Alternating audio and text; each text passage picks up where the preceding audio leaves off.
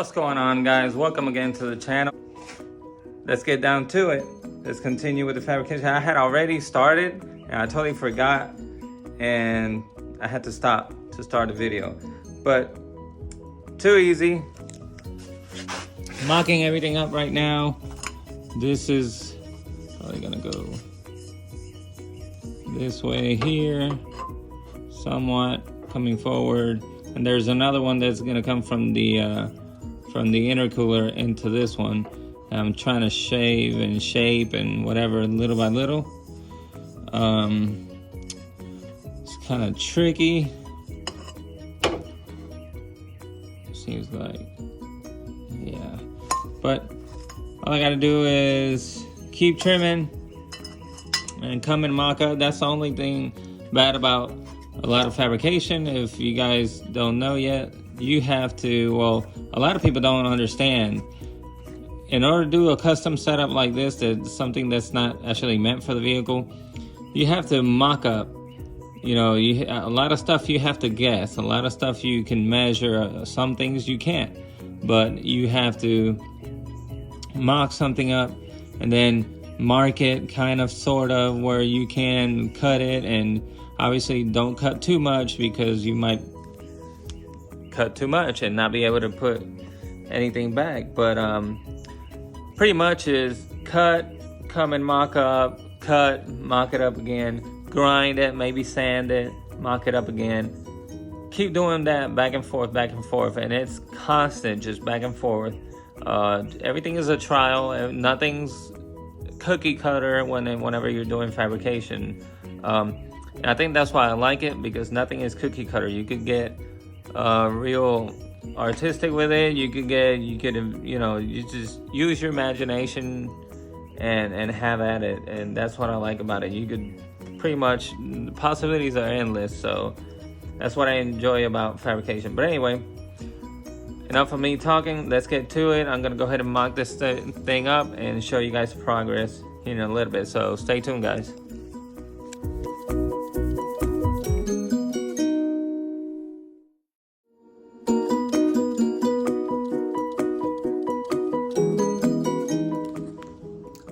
Hey guys, so one of the things I wanted to show you guys as far as fabrication is I've probably said before, fitment is everything, the prep work is everything. Everything before you get to the step as far as welding is crucial, as far as like fitment and prep work, everything. But in this case, as far as tubing is concerned, yeah, you want to have everything fitting pretty good. Everything's pretty straight right there. You have here a little bit of gap right there, and imperfections, but you'll be able to deal with that just fine. One thing about aluminum tubing, it depends on the manufacturer on who bends this tubing. A lot of times in the middle of the bend there's going to be a kink. And I'm trying to fit a straight piece here to a bend, and the bend, as you can see, does not fit perfect. Fits fine here. As you see, there's a little gap right there. I'll be able to deal with that just fine. It's aluminum, it's fine. I'll be able to deal with that. But as far as fitment like this, that's not good. I'm not gonna leave that like that. This tube is crimped. Whatever machine they used to bend that tubing, it did not do a great job. And it is aluminum, so it's kind of finicky already. It's soft.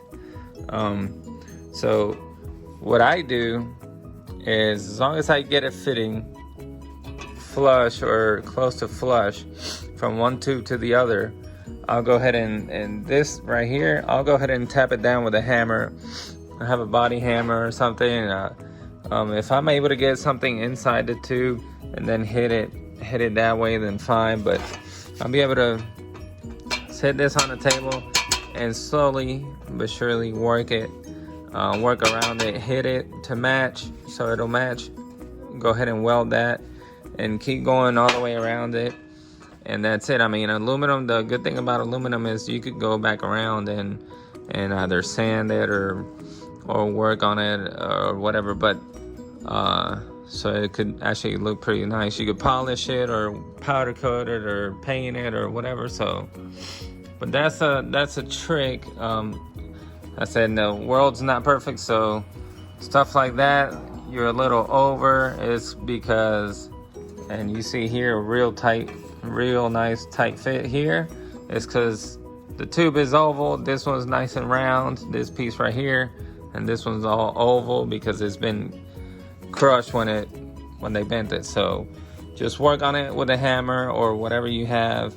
Make it at least flush to each other. Once it's flush, go ahead and weld it all the way around and you'll be fine. Just I just wanted to show you guys that and give you guys a tip. By all means, I'm not trained professional or anything like that. Everything I've learned as far as fabrication, I've learned on my own. Nobody's really taught me anything. I do watch a lot of YouTube videos. Go ahead and joke about that, but pretty much primarily because just for tips and stuff like that, and then I'll go ahead and do my own thing and figure it out most of the times on my own. It's like anything else. You'll figure out on your own eventually if you try hard and just look information up and do your research about everything. But just wanted to give you guys a tip. But this is where I'm at pretty much. That goes up into the turbo inlet. This goes to the intercooler. All I gotta do now is weld it all together, and then I'll show you guys what it looks like when it's installed in the vehicle. So stay tuned for that. Alright guys, so I'm done welding the intercooler tubing on the right side. Show you guys here.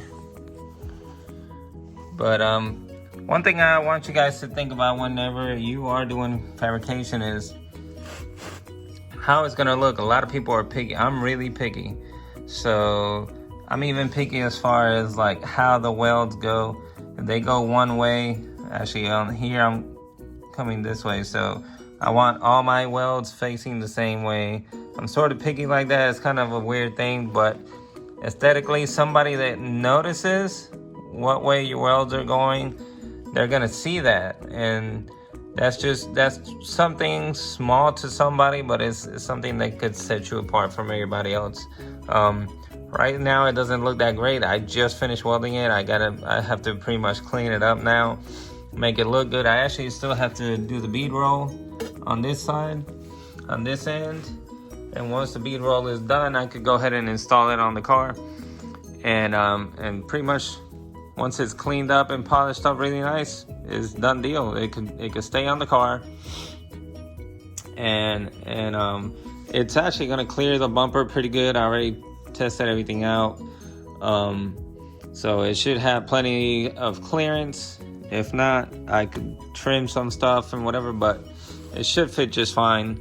It's tucked up pretty tight in there, but yeah, that's gonna be it for today, guys. I had a boat here that I had to return to the customer. I had to do some welding on, which I didn't do a video on. It was something quick. I've actually never done repair on a boat. That's the first time, and it actually came out pretty good. But yeah, think about the process you're doing. Think about where this is going. Obviously, charge accordingly for the job. Don't underbid yourself, which I've done it plenty of times. Once you gain more experience, obviously you're gonna know that you could charge a little more because your quality is gonna be a little better, and you're gonna be a little more picky. And always be picky. Always do things the right way. Don't do sloppy work. I mean, your work is gonna speak for itself. I literally don't advertise any of my work. I don't advertise on Facebook. I don't advertise anywhere. I just post pictures of my work, the work that I do. I post pictures, and literally every job I get is because somebody else told another person, or somebody asked about fabrication, or who can do this or who can do that, and they've referred them to me. So word of mouth is the best thing. And I mean, you probably heard that before, but yeah, done with the welding. Pretty happy about how it came out. Hopefully things fit like they did before, because once you start welding and all the heat and everything gets to it, it warps things out of proportion a little bit, but I'm pretty sure I'll be able to get it right. If not, it's aluminum, cut and weld again. Just make it fit right. Do it right the first time, and do it right, or make it right, and then done deal. So that's gonna be it. Next thing, tomorrow, I'm gonna finish the bead roll on that end. Go ahead and install the tubing for now. I'm not gonna do any of the polishing, any of the finished work until I'm done with the car completely. Then I could go ahead and clean and polish and redo everything really nice. That way, whenever the car goes to the customer, he's happy about how everything looks. It looks really good.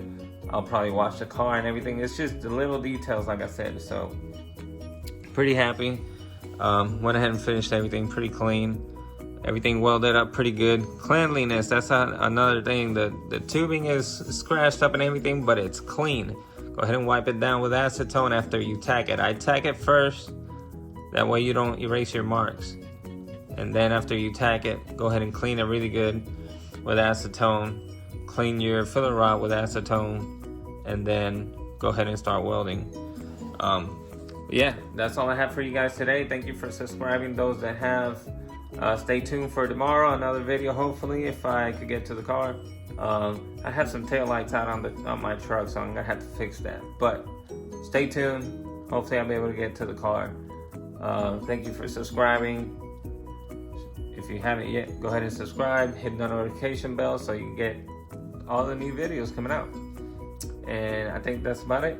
Guys, take care, and as always, God bless.